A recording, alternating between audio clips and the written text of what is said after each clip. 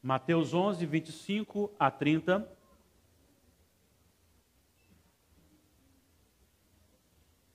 Mateus registra as palavras de Jesus da seguinte forma: por aquele tempo exclamou Jesus: graças te dou, ó Pai, Senhor do céu e da terra, porque ocultaste estas coisas aos sábios e instruídos e as revelaste aos pequeninos.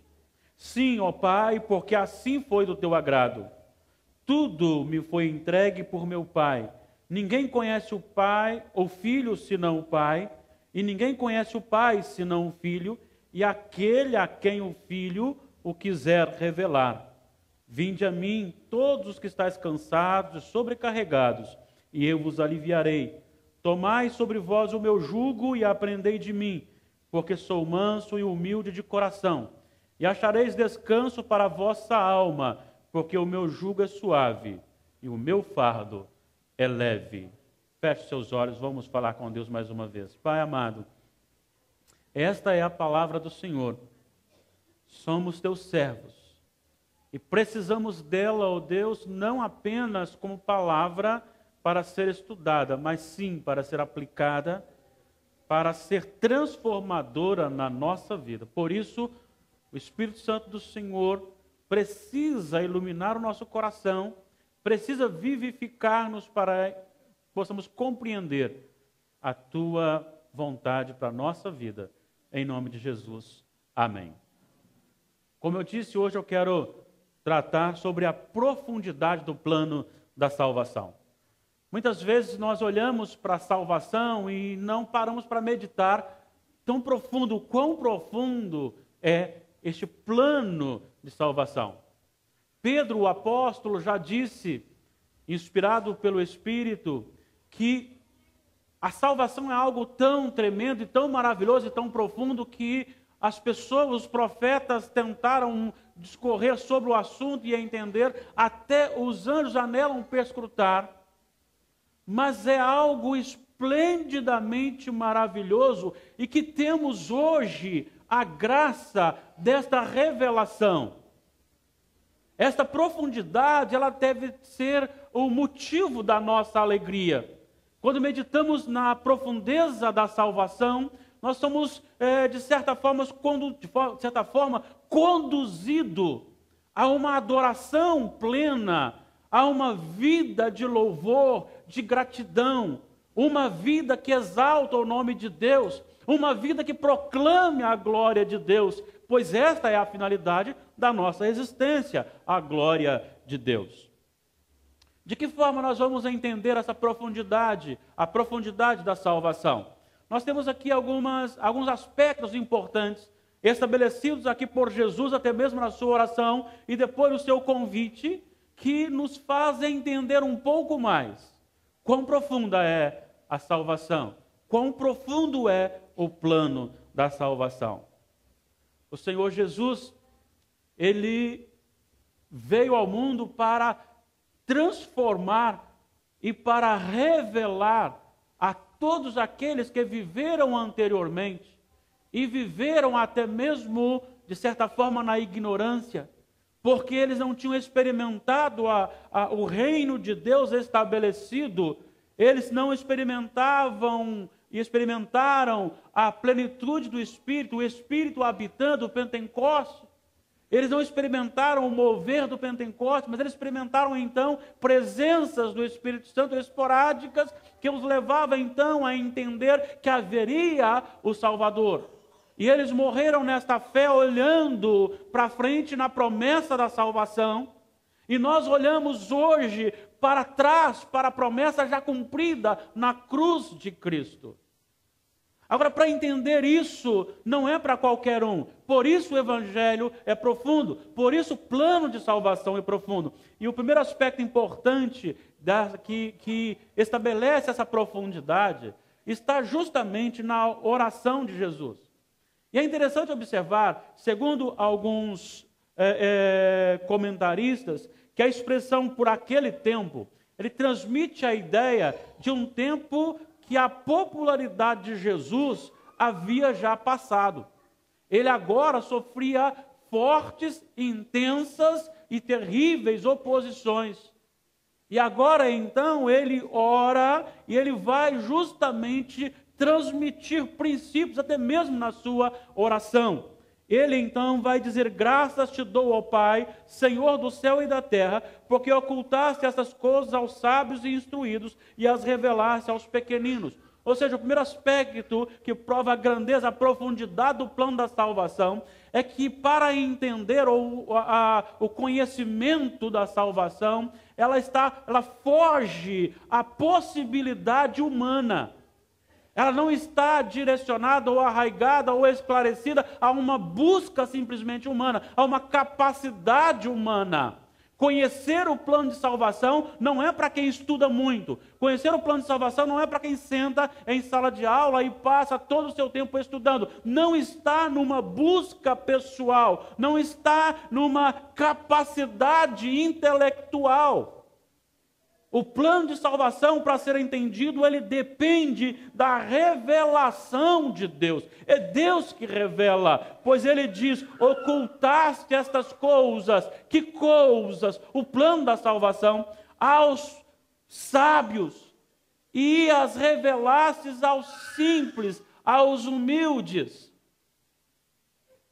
Me lembro que no ano talvez 2006, 2007, houve uma comemoração de aniversário de uma igreja na região de Mutum, e uma senhora então foi lá à frente e testemunhou que há 60 anos havia passado um pastor lá na sua casa, na zona rural, onde praticamente ninguém passava, a mulher era analfabeta, a família tinha dificuldades com a alfabetização, e lá aquele homem passou, pregou a palavra, e o Espírito Santo revelou ao seu coração o plano de salvação, e naquele momento ela foi alcançada pelo Espírito Santo do Senhor, foi alcançada pela salvação, e desde então nunca mais se desviou do propósito de Deus. Uma mulher que então era analfabeta. Deus revela o plano de salvação a pessoas simples. Não é algo buscado numa sala de faculdade. Não é algo buscado num grau alto, num nível alto de saber. Mas é algo que vem de Deus ao coração. E este coração pode ser então com muito conhecimento, com pouco conhecimento, mas se o Espírito Santo revelar, este coração chegará ao pleno conhecimento do plano da salvação e então será tomado. Foi isso que Jesus ensinou: ocultasse estas coisas aos sábios e instruídos e as revelasse aos pequeninos. Claro que aqui ele estava dizendo assim: enquanto os mestres da lei, enquanto os sábios de Judá, enquanto o povo religioso não está aceitando ou entendendo a pessoa de Jesus como prometido, muitas pessoas que não têm este grau de conhecimento, essas pessoas são alcançadas e agora entendem o plano da salvação. Por isso, ele é profundo. Amado irmão, isso é maravilhoso demais para o nosso coração.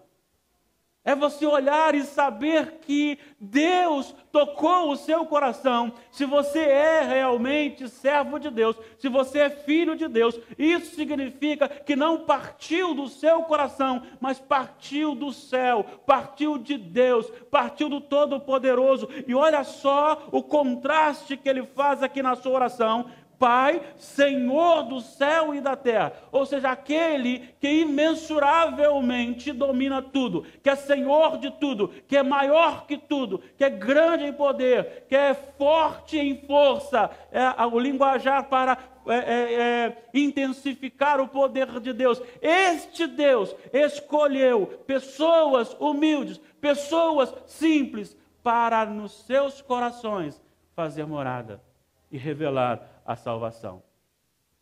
Por isso o plano de salvação é algo profundo. é algo intenso. Outro aspecto importante dentro do que é formado aqui na oração de Jesus é que ele deixa bastante claro aqui no versículo 26 que este plano é revelado por Deus segundo a vontade de Deus. Sim, ó Pai, porque assim foi do teu agrado. Deus escolheu isso. Deus planejou isso. Deus não soltou conhecimentos e disse, agora estudem. Mas Ele quis assim. Ele quis envergonhar as coisas fortes deste mundo. Ele quis envergonhar a sabedoria deste mundo. Porque a sabedoria do mundo é loucura diante de Deus. Porque também a sabedoria de Deus para o mundo é loucura. E Ele revela este maravilhoso plano de salvação, segundo a sua vontade. É algo que nasceu no coração de Deus para a sua vida e para a minha vida. Por isso é profundo. E deveria ser suficiente para direcionar a nossa felicidade dia após dia. A vontade do Senhor é soberana e a vontade do Senhor prevalece na revelação deste Evangelho. Outro aspecto importante é que a vontade de Deus neste planejamento, Ele agora entrega a Cristo e Cristo determina a quem Ele vai dar a conhecer o Pai. Veja bem, o versículo 27, tudo me foi entregue por meu Pai. Ninguém conhece o Filho senão o Pai, ninguém conhece o Pai senão o Filho, e aquele a quem o Filho quiser revelar. Isto talvez possa soar assim, de maneira desapercebida talvez, e passar dessa forma, mas isto é profundo demais.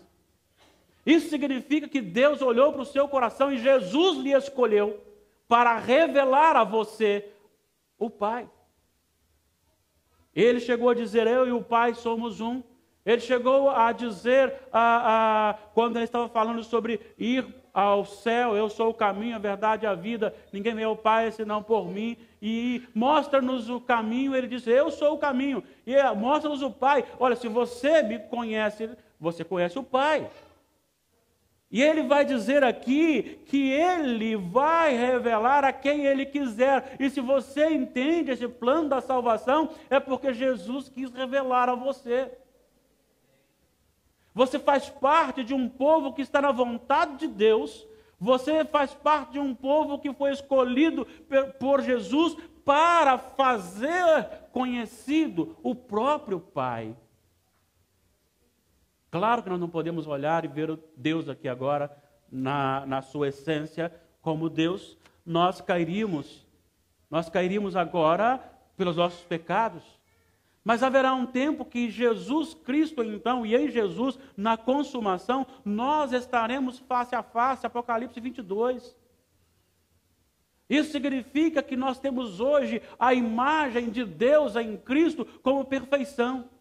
Hebreus capítulo 1 vai dizer que Ele, Jesus, é a imagem perfeita de Deus.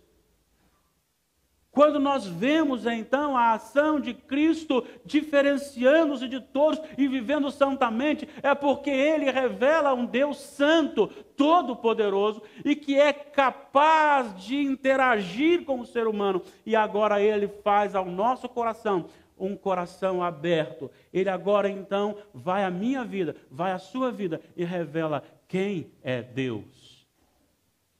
Muitas pessoas estão correndo atrás de deuses mortos.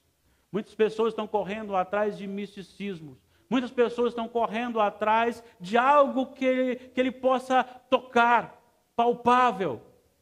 Mas nós, pela fé, conseguimos ver com os olhos da fé a glória de Deus.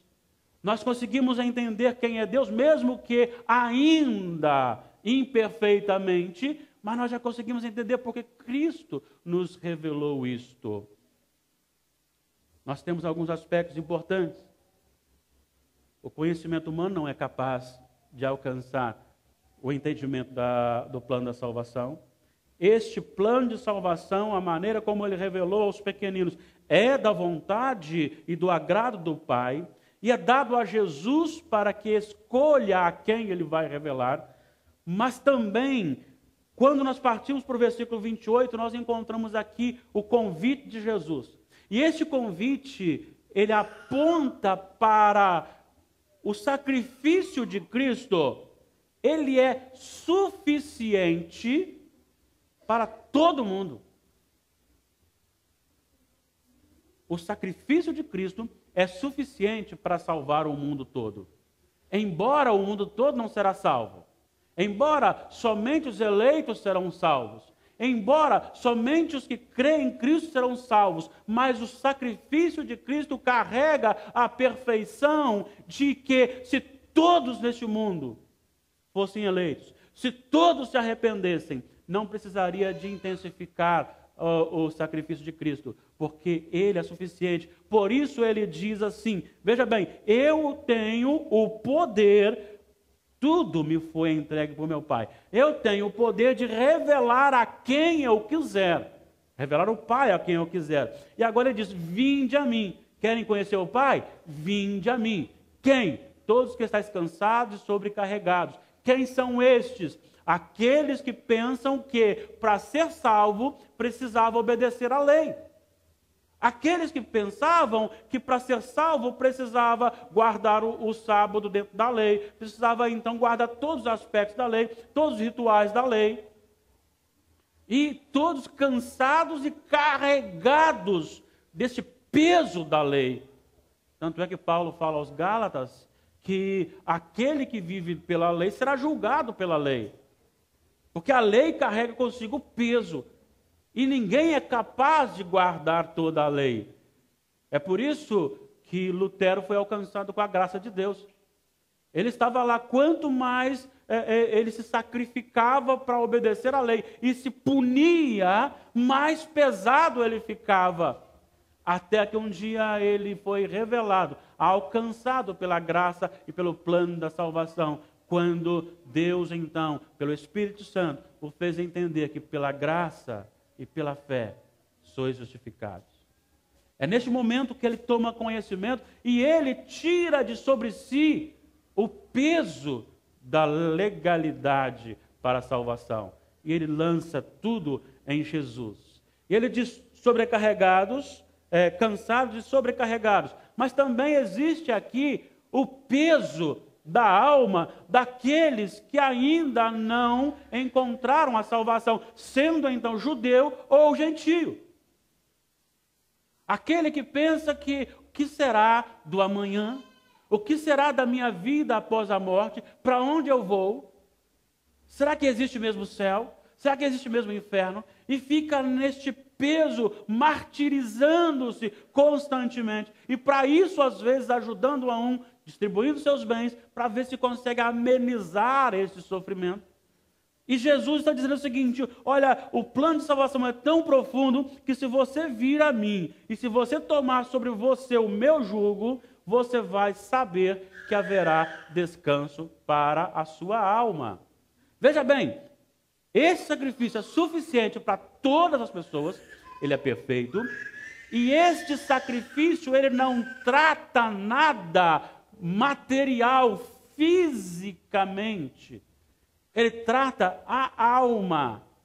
Olha só, tomai sobre vós o meu jugo e aprendei de mim, porque sou manso e humilde de coração, e achareis descanso não para o seu corpo, achareis descanso não para a sua mente, que tem que continuar trabalhando, tem que continuar estudando, tem que continuar fazendo a obra do Senhor, você será perseguido, será muito lançado em prisão, mas achareis descanso para a vossa alma.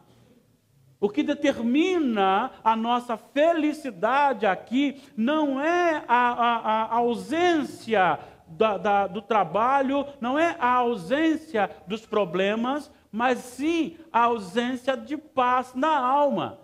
E Jesus está dizendo o seguinte, você é convidado a vir até mim e tomar de mim, porque se você tomar de mim, a sua alma encontrará descanso. É por isso, amado irmão, que muito embora eu também me entristeça com os acontecimentos, muito embora eu também, às vezes, chego a me estressar com os acontecimentos, mas só que Deus coloca algo no meu coração logo em seguida.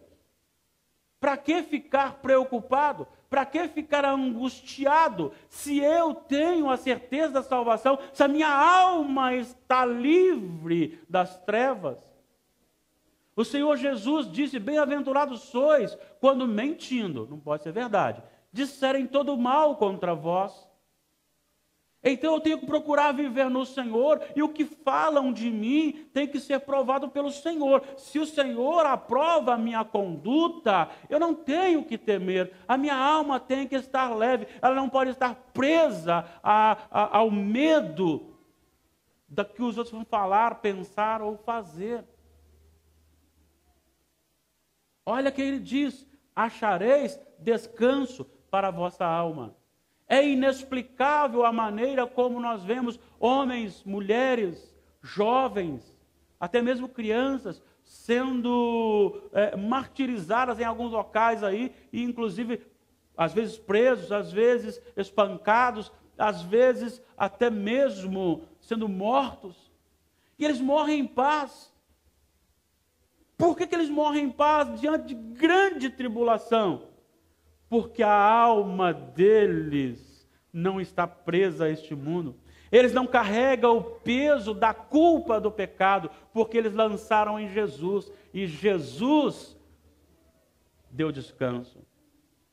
O plano de salvação é justamente este. É algo de Deus para a sua vida. Ele revela a quem Ele quer. E é da vontade dEle revelar isto. E esse sacrifício, ele é perfeito. E por ser perfeito, então, ele não precisa ser repetido. E não precisa de fazer algo. Eu não preciso fazer algo para ser salvo, mas uma vez que eu estou em Cristo, eu tomo o jugo de Cristo na minha vida e vou viver na presença de Deus. Por isto, a minha alma recebe o descanso de Deus. E aí ele encerra: porque o meu jugo é suave e o meu fardo é leve. Mas, às vezes, corre-se o risco de algumas pessoas falarem assim: bom, já que a salvação é pela graça, então eu posso viver de qualquer maneira.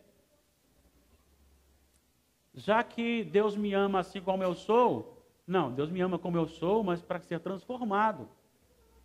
Olha só: tomai sobre vós o meu jugo. O que significa? Ser seguidor mais próximo possível de Jesus. Tomar o jugo de Jesus, na linguagem aqui estabelecida, retrata o animal que vai puxar uma canga. E aí coloca-se aquele animal já treinado e coloca-se o outro do seu lado, e ali tem uma madeira que vai passar e segurar o pescoço de um e o pescoço de outro, de maneira que aonde um vai, o outro vai junto.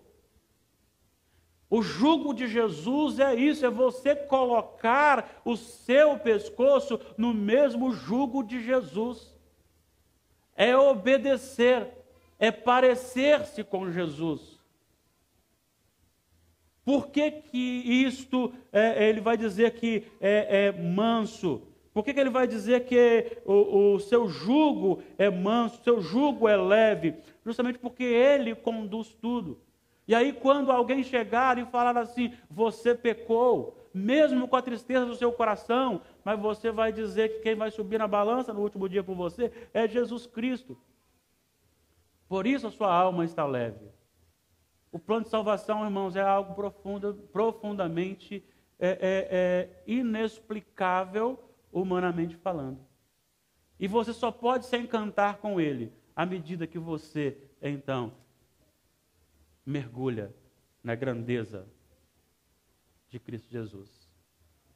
Só assim você vai entender. Só assim você vai ter forças para vencer as tribulações. Só assim você vai entender realmente que Deus lhe ama. Só assim você vai querer fazer a vontade de Deus. Não para ser, mas porque você é salvo em Cristo Jesus. É muito profundo o plano de salvação. E Deus escolheu aplicá-lo à sua vida e à minha vida também. E se há alguém aqui que ainda não entende esse plano, hoje é o dia. Jesus está dizendo: vinde a mim. Se você não sabe para onde você vai, Jesus está dizendo, vinde a mim. Porque se você for a Jesus, em Jesus, você vai ao céu. Não só ao céu, mas para o céu. Você está no caminho, o único caminho que leva a Deus. Ele escolheu revelar a você hoje e convidar você hoje a uma vida íntima e mais íntima com Ele. Tudo isso só nos é possível pela morte de Cristo na cruz do Calvário. E é isso que nós fazemos nesta noite ao celebrarmos a Santa Ceia do Senhor. Deus abençoe o seu coração profundamente. E que você não seja simplesmente um religioso. Que você não seja simplesmente alguém que tenha que vir ao templo. Mas seja alguém que ame a Deus sobre todas as coisas. Que experimente isto. Que vibre com isto. Que se alegre com isto. E que manifeste esse evangelho na sua vida diariamente. Deus abençoe em nome de Jesus. Amém.